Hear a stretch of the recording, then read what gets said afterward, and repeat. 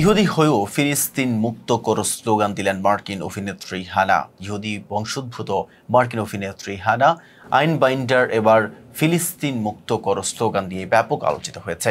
তিনি যুক্তরাষ্ট্রের লস অ্যাঞ্জেলেসে অনুষ্ঠিত এমি অ্যাওয়ার্ড নিতে গিয়ে এই আহ্বান জানান। বিষয়টি সামাজিক যোগাযোগ মাধ্যমে তুমুল আলোড়ন তোলে।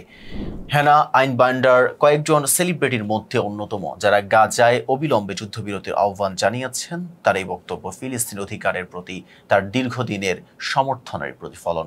জানা গেছে, তিনি সাম্প্রতিক হাজার হাজার অন্যান্য শিল্পীর সঙ্গে একটি খোলা চিঠিতে স্বাক্ষর করেছেন, যেখানে তারা গণহত্যা এবং বর্ণবাদের সঙ্গে জড়িত ইসরায়েলি প্রতিষ্ঠানের সঙ্গে কাজ না করার প্রতিশ্রুতি দিয়েছেন।